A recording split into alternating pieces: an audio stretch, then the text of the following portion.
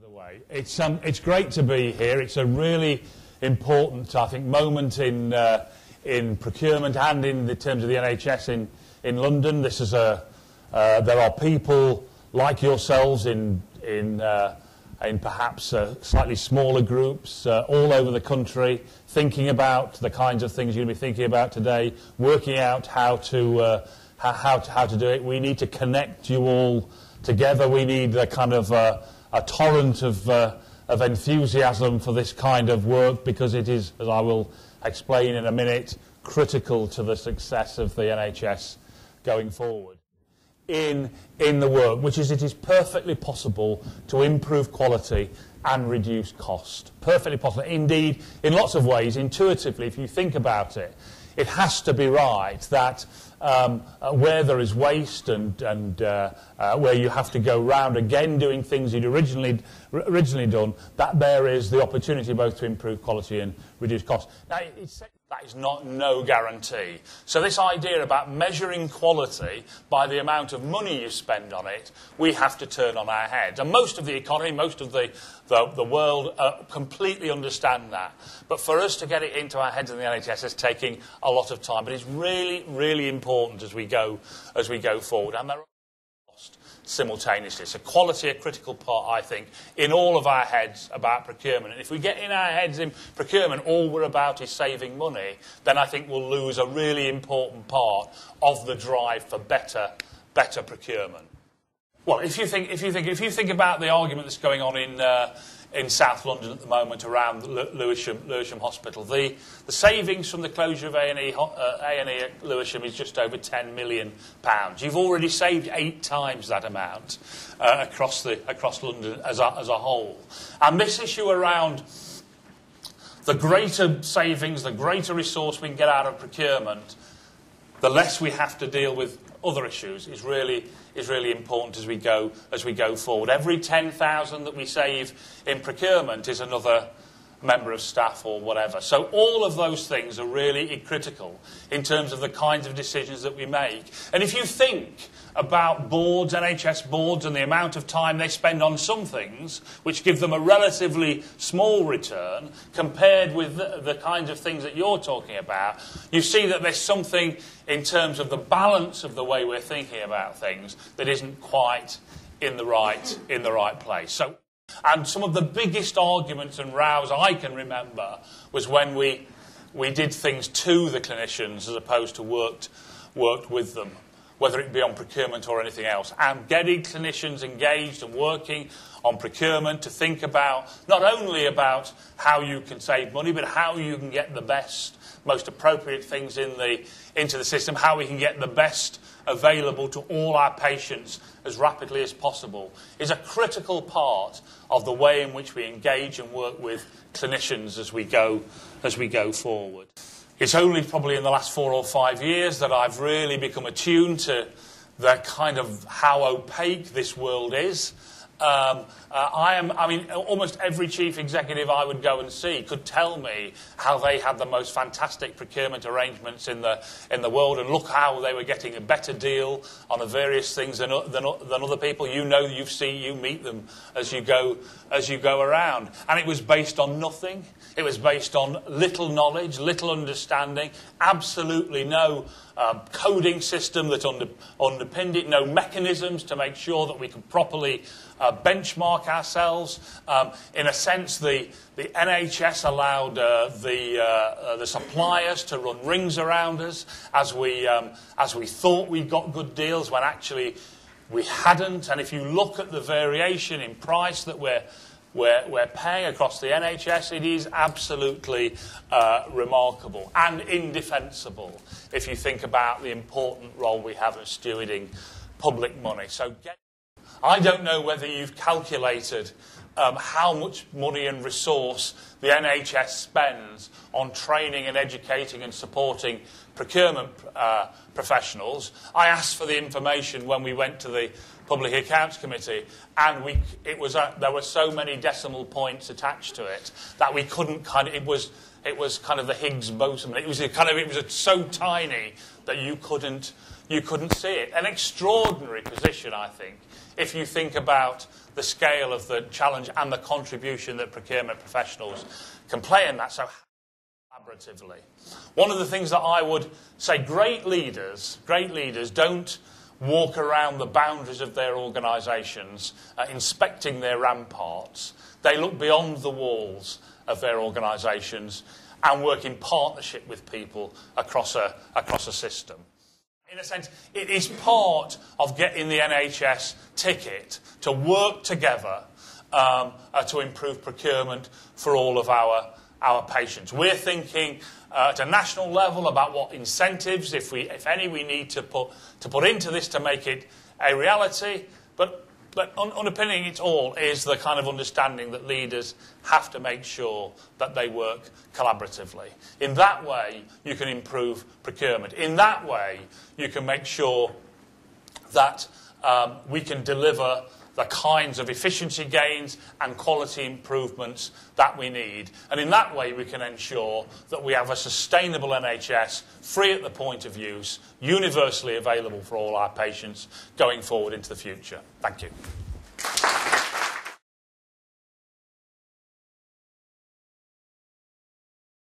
Thomas's. Well, we made a commitment. So I had to make a pitch to host the LPP, and I committed on behalf of GSTT that in hosting the LPP for London, we'll continue to help it to modernise. We'll make it a compelling option for chief execs and finance directors in London, and we will make it ultimately fee-free. And for those of you that do cross swords with the LPP, you will see that overhead has reduced significantly over the last few years. As I mentioned earlier, I set up a work stream as part of the LPP on the estate and supporting services back in 2006. One of the first subjects that we addressed was clinical waste. And actually something as mundane as that thing, a bag of clinical waste, can actually become quite interesting. I chose clinical waste on the basis that every health institution in London at that time, hospitals, GP practices, anywhere where waste is produced, and waste is produced in massive quantities in the NHS in London, all of it has to be incinerated by law. There are immense risks associated with the treatment of clinical waste. Every trust, without exception, back in 8-9 I think it was, every trust, every institution in London at that time paid a different price per tonne for the incineration of bags of waste like that, often to one company. Now we all know this happens, but I think we need stark examples like this to make us see. Now, cut a long story short, after a massive amount of work and hard miles and graft by people, we now have uniform contract arrangements in place through the LPP for London. And we've saved around £5 million to date. Now, back in 8-9, when this piece of work started, the cost of incineration of clinical waste was just over £1,000 a tonne, and now it's 550. So the price has been halved, and that's just one example. In that, you know, real collaboration really means, in reality, cutting through red tape. It means not allowing convention or our own local agendas or institutions, and again, David Nicholson referred to this earlier, our institutions to hold us back. It also means taking a risk sometimes and behaving a little unconventionally. And real collaboration, again, as I said this earlier, is possible without impinging on the individual sovereignty of any organisation. So things can stay as they are.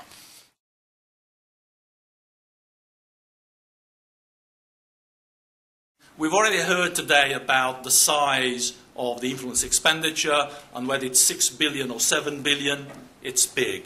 And also, you've heard about our plans to influence 3 billion of that 6 to 7 billion. And again, Mick will outline some of the more detailed plan around that.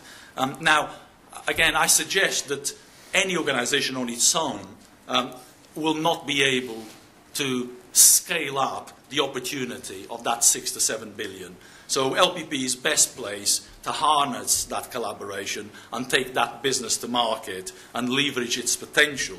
But it requires your commitment and support to maximise the savings potential for all concerned. But all of this doesn't actually deliver anything unless organisations are able to adopt it and implement it in their own locations. And again, I've seen that it's not uncommon for trusts to take 6 to 12 months before they take advantage of the various LPP initiatives. These delays on occasions will cost hundreds of thousands in lost savings. Some trusts have real difficulty in engaging with key decision makers in their own organisations to drive implementation. Let us know what we can do to support you in speeding up the adoption process so that you can grasp those benefits at pace. What about the sharing of data? I still find it surprising and amazing that we still have organisations that are unwilling to share their data because there's a perception that that data is confidential. Confidential to who? Surely this plays into the supplier's hands, as they would like to continue to treat each individual account as a separate entity and charge it whatever the market can sustain. So please remember that every £30,000 that can be saved in non-pay means a nurse's job. And my job is to bank those non-pay benefits for you and trying to implement those quickly.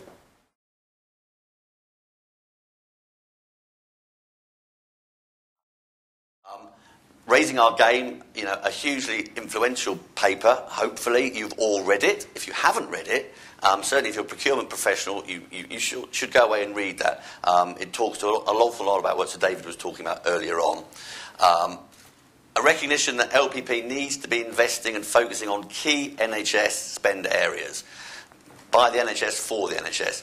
I think there's a recognition now more than ever that there are areas outside of the procurements in the NHS who can bring benefit to the NHS. GPS being one, and we're working on a memorandum of understanding with those guys right now, so that the LPP and procurement within the NHS is focused on the things where we really add value. Obviously, there's an overriding set of targets, which is to increase the influenceable spend up to £3 billion as the steering board target for that, and to drive maximum savings with a minimum target of 300 million over the next 3 years. Again, at the same time, avoiding any increase in our fees and hopefully stepping down the membership fee over the next few years for the benefit of all our members. What this shows is by work stream just a number of initiatives today and in the future. And what's interesting is, for data and enablement and med-surg and supply chain, you can see significant increases in those areas for the LPP. Med-surg and supply chain, an area where the feedback has come from you guys loud and clear, we're not doing enough in that area. But then when we look at the resources we've had in med-surg and supply chain, to be honest, we've been woefully under-resourced. Data and enablement, the common theme through Raising Our Game has already been spoken to today by Sir David and the other speakers. The poor treatment and management and sharing of data in the NHS in procurement is still something that needs to be corrected.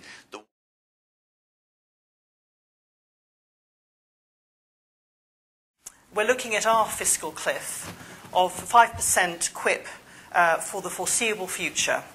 And we need procurement to help make a step change in our quip savings. There are many elements to this, but improving data quality and transparency of data is fundamental. It is widely recognised that data quality is an issue in the NHS, and that has made visibility and sharing of information for the purpose of procurement a real challenge. We've also got evidence that the margins of suppliers in the NHS are ripe for challenge. Now, the data is taken here from a market report on suppliers to the NHS in 2009, but I suggest that the same still holds. I was staggered by this. The margins are enormous. 45% for large biotech, 35% for orthopaedic suppliers, and even medium medtech and pharma are operating at over 25%. And yet, on top of that, typically for orthopaedic suppliers shown here, only 6% of costs are spent on research, and a whopping 39% is spent on selling and general admin. Now, with this amount of effort at selling to us, I wonder how much of our spend we invest in preparing for our contract negotiations and combating this effort with data analysis. So would anyone like to guess how much I spend as a percentage of my income on procurement activity? Got any takers? 5%? 0.2%. So I think you see my point. So good, reliable data forms the basis for all procurement activity and should drive the opportunity assessment. And our proposition to you today is that benchmarking should be the core tool for any procurement team. And rather than us all doing this individually, LPP can do this on everyone's behalf for a fraction of the cost. And the first lesson is that the benchmarking data on its own will not deliver the opportunity. The devil is in the detail. And you really do need the analytical support to turn opportunity to hard cash savings. Those are the ones I'm interested in. So let me illustrate this with some examples. The medical surgical team recently completed a piece of work for one trust, which wasn't on the LPP orthopaedics framework, to look at whether there was any benefit in moving to it. And based on the uncleansed data in the trust system, they identified a possible saving of $139,000. Some people might have said, that's great, let's go with that. But after that data was cleansed to give increased matches and validated against the contracts with the suppliers, this was turned into a deliverable benefit of $531,000. That was banked before any discussion about product and supplier switching, which you all know is much more challenging. So I ask you, are you confident that you have this analytical support and information in your organisation to turn that $139,000 into the $531,000? LPP has listened to you and me and recognises that going forward we need a different way of working together. And I think LPP has responded with a step change in its offering, which will help assure your boards that you're responding to raising the game and the like, and that you can do this for no extra cost to your membership fee. But for this service to really deliver value for everyone, we need everyone to provide their data on a regular basis and work with LPP and its partners to improve the quality and the processes used to capture it. So I see this as a win-win if we do this collectively, as our data will all improve and we will all have sight of the true scale of price benchmarking opportunity.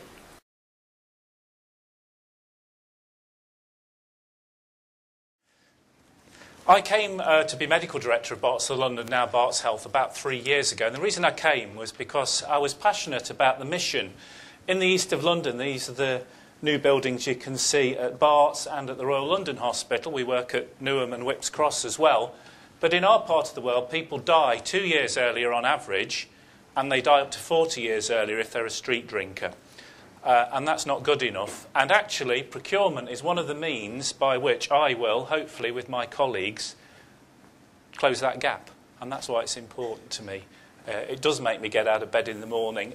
But what's really key going forward is we've established this entity of the Clinical Procurement Group, but that it actually tracks forward to actually get very much more engaged with these clinical pathway groups, these major divisions of the organisation. It's not just about, a group sitting in isolation. It has to be connected.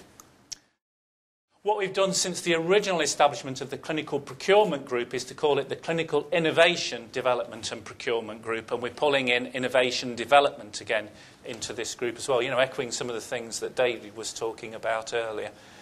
And as I'll demonstrate, we've delivered some pretty big savings across the trust. And the decisions are mandated now across this very large organisation. But there's no reason why we can't do it across a bigger organisation, whether that's UCLP or across LPP, actually, as long as we're in partnership. So a couple of ones that examples. ICD, implantable defibrillators and pacemakers. There was a situation in which we had 3 or 4 suppliers who dominate the market. You can see the spend there.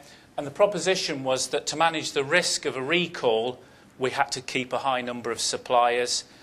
And actually, the key to this really was managing the risk. We did get down to a smaller number of suppliers.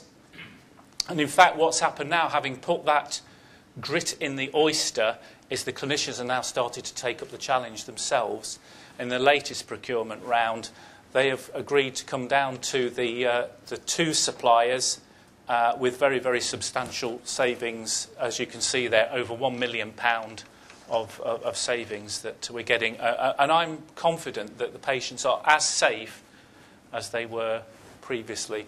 And what's really interesting about this and the previous one is I don't think the suppliers ever thought we'd do this, and we have, and it actually has changed their behaviour quite substantially. And the fact that clinicians are changing their behaviour is, I think, really, really fundamental.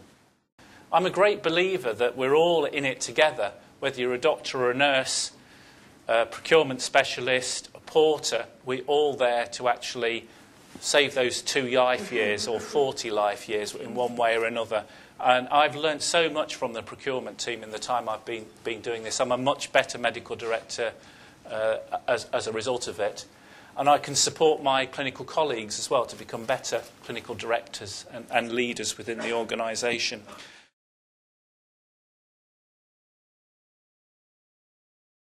So, who is the London Procurement Partnership? We are. That's the right answer. You are it. Yeah, it's not an abstract thing. Every single organisation in London, with one exception, is a member of the Procurement Partnership. So you and we are the Procurement Partnership. So when I say to people, I'm David Sloman and I chair the London Procurement Partnership, they say, oh yeah, and what's that ever done for me? And I say, what about the drug savings? And they say, OK, apart from the drug savings, what has the LPP? And I said, what about the agency savings? Well, apart from the agency savings and apart from the drug savings, what has the LPP ever done for me? And so it goes, and so it goes. And I'd just like to spend a few minutes on what we need from you. Yeah. So, most of all, we need you to join the party. Yeah, it needs your full participation. And practically speaking, we need you to share your data and we need you to use the opportunities that are presented by the LPP. And most importantly, we need you to get your money's worth. So what I've done this year, as it's January, I've just joined a gym. And I'm now sitting on the sofa watching TV, wondering why I'm not losing weight. Because I've paid my subscription fees, so why aren't the pounds dropping off? So paying your fees is not the answer to being part of the LPP. You have to pay your fees and then get your money's worth by joining in. Yeah, this is about absolute participation. And that's what we need from each and every one of you to make this work over the course of the next few years. And if